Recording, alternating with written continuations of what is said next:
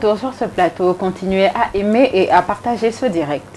La question que je m'en vais poser maintenant, la réponse est très importante. J'espère que vous êtes attentifs. Nous avons envie de savoir quelles sont les pratiques sexuelles interdites par la Bible. Est-ce qu'il y en a? Et quelles sont-elles? Qui répond? Je peux répondre? Je peux répondre? Ok. Dites-nous tout. J'aimerais dire, je suis dans le cadre de la religion chrétienne. Oui. Et tout ce que je dirai présentement, ça sera soutenu par des versets bibliques. Quand on rentre dans la Bible, dans Lévitique 18, à partir du verset 6 jusqu'au verset 24, il y a plusieurs pratiques sexuelles qui sont interdites par le Dieu créateur des cieux et de la terre, Adonai. Dites-nous tout. Nous avons envie de les connaître, n'est-ce pas? Oh, pour ceux qui me suivent aussi, ils peuvent prendre leur Bible et voir dans le verset, parce qu'il y a beaucoup de choses qui se sont dites. Exemple, l'homosexualité. Il est interdit, selon la Bible, qu'un homme ne doit pas aller en relation intime avec un autre homme, ainsi une femme, un homme, animaux, et aussi un homme qui couche avec ses profils de même famille. Comment? L'inceste. L'inceste. Toutes ces choses sont interdites. L'inceste, la zoophilie, voilà. L'homosexualité. C'est interdit par la Bible, même la pédophilie. Et l'adultère aussi, le fait de convoiter la femme de ton prochain. D'accord. Mais dites-moi, pour un couple marié qui a le droit d'avoir des rapports sexuels, qu'est-ce qu'ils ne doivent pas faire? Ok.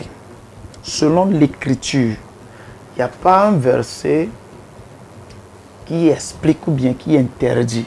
Je sais que vous voulez parler des positions, des actes, toutes ces choses. Mais il n'y a pas de Moi, verset. je ne sais pas, je demande. Il n'y a pas un verset que je peux vous donner tout à l'heure qui interdit des pratiques ou bien des positions sexuelles dans le mariage. Il n'y a pas assez de versets qui parlent de la sexualité. Jusque dans Lévitique 18, il est interdit, selon la loi, de ne pas aller vers une femme qui est en période.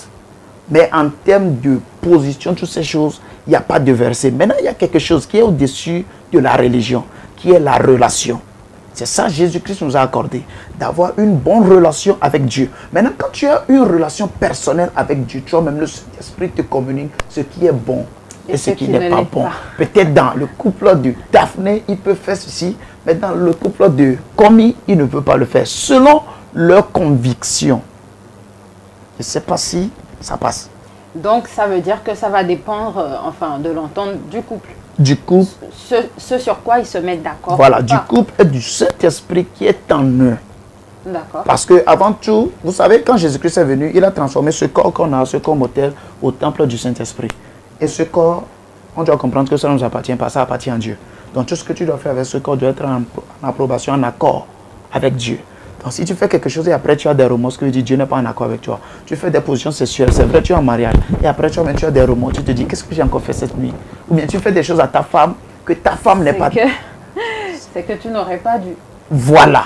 Et après tu as des remords, tu te dis, je n'aurais pas dû. Il faut savoir que le Saint-Esprit, l'Esprit de Dieu qui est en toi n'est pas en accord avec ce que tu fais. Donc c'est comme un péché. Alors il va falloir que tu puisses arrêter. Les choses que tu peux faire à ta femme et ta femme n'est pas aussi d'accord. C'est comme si... Tu le violes même dans le mariage. Oui. Donc, c'est pas si bon. Toutes choses que tu peux faire aussi à ta femme et après, il a des maladies. C'est pas si bon parce que c'est comme si tu es en train de détruire le temple du Saint-Esprit de Dieu. Ok, d'accord. Merci, Madame Mistora. Est-ce qu'il a tout dit? Qu'est-ce que vous avez envie d'ajouter? Est-ce qu'il n'y a pas des pratiques sexuelles qui sont vraiment interdites par la Bible? Dans le mariage, moi, je dirais non. Du moment où c'est d'un commun accord. D'accord. Ne vous privez pas, mais que ce soit d'un commun accord. Alors moi j'ai envie de savoir, parce que peut-être que je me trompe, mais il paraît que la sodomie est interdite par la Bible. Bon, en parlant de sodomie, on rejoint un peu l'homosexualité. Toi, un homme, déjà l'homosexualité, comment ça se passe? La pratique de l'homosexualité, c'est la sodomie. Mais toi, un homme, tu veux venir sodomiser ta femme, c'est que tu as un côté peut-être homosexuel, tu es en train de tirer vers là. Donc, quand tu fais cette pratique-là à ta femme, c'est un peu comme si tu es en train de... Parce que, attends, Dieu n'a pas créé cette partie-là vraiment pour ça. Mais si la femme est d'accord? Si elle est d'accord et que par sa propre conviction, si par sa conviction, elle pense qu'elle peut le faire dans sa relation avec le Saint-Esprit, il n'y a pas de problème. Mais moi, en tout cas, je ne proscris pas ça. Je dis, tu peux faire toutes les positions. Araignée, effrayée, tout ce que tu veux. Mais sodomie, là, moi, je proscris parce que dans le monde spirituel, c'est comme si un homme est en train de coucher avec un homme. Oui. Je ne sais pas comment te l'expliquer, mais donc pour moi, ils peuvent tout se permettre, sauf ça. Maintenant, si les deux veulent aller et qu'ils ont cette conviction-là en eux, Oui. que le Seigneur même est d'accord avec ce que je fais, Alors, ça qui va. suis-je? D'accord. Donc, si je comprends bien, la fellation, le punir, tout ça, ce n'est pas interdit par la Bible. Allons aller. Vous avez... Pardon?